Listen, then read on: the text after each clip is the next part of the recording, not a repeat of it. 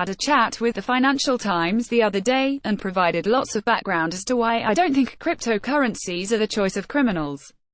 The comment that was reported was the following.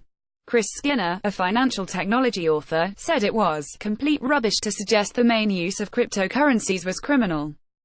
There is some criminal activity associated with some cryptocurrencies, but it is quite minimal, he said. It's a myth that the financial community want to promote. I feel I need to explain this further, so here goes.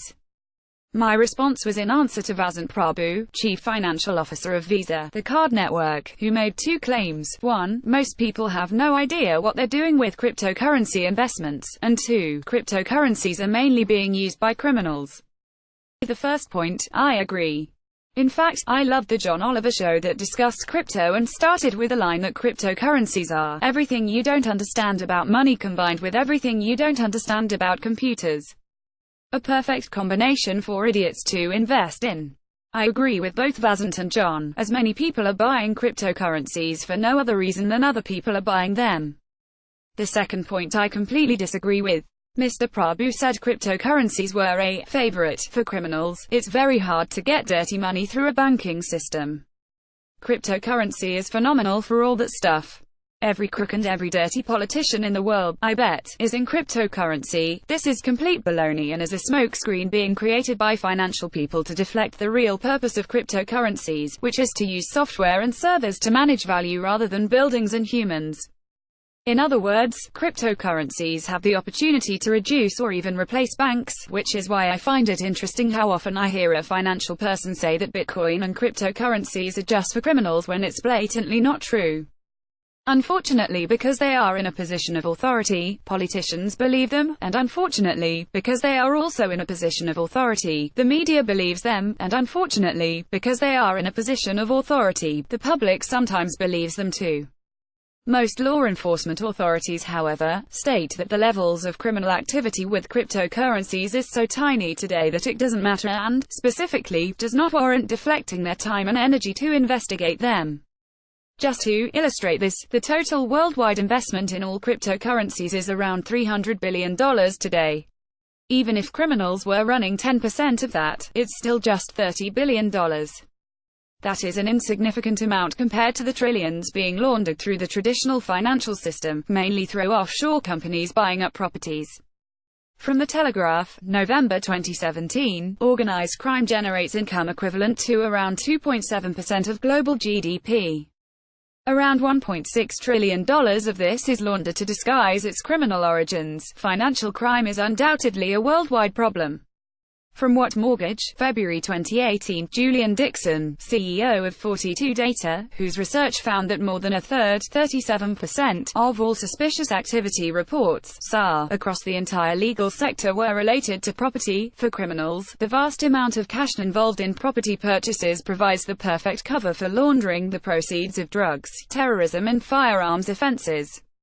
From The Times, February 2018, Rob Wainwright, director of Europol, revealed that 3 to 4% of the £100 billion of illicit cash circulating in Europe is laundered through anonymous digital currency such as Bitcoin.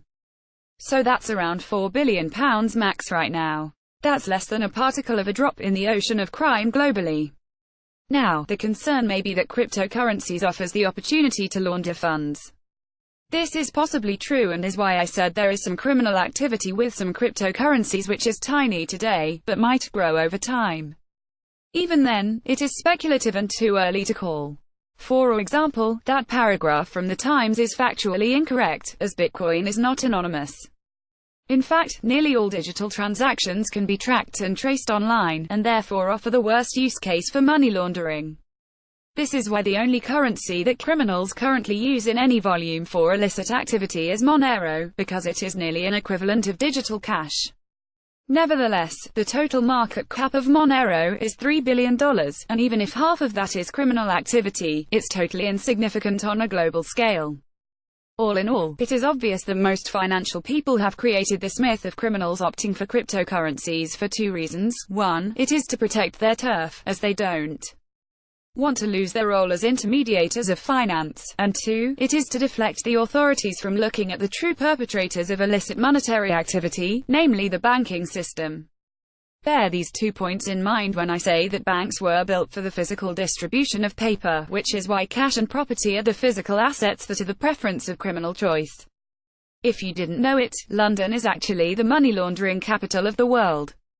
British registered companies and British-based banks helped move at least $20 billion of the proceeds of criminal activities out of Russia between 2010 and 2014. Transparency International's research found 766 UK corporate vehicles involved in 52 large-scale corruption and money laundering cases approaching valuations of £80 billion. Around half of the 766 companies alleged to have been involved in high-end money laundering were based at just 8 UK addresses. The Home Affairs Select Committee hearings found that the London property market is the primary avenue for the laundering of £100 billion of illicit money a year. No wonder first-time buyers cannot get on the property ladder. If anything is the preferred market for money launderers, then it is banks, not cryptocurrencies. No wonder financial people are trying to deflect the media elsewhere. Bottom line, as all things move to digital distribution of data, the trail to audit such movements get easier because they can be sniffed out and monitored. As a result, most criminal activity will continue to leverage the weak links in the chain, which is the physical distribution of paper through cash and property assets in the traditional financial system. I've written a lot on this in the past and would point to these 2 blog entries for more. And there's also a lengthy but worthwhile read about why Bitcoin cannot be regulated, as it is protected by America's First Amendment and the right to free speech.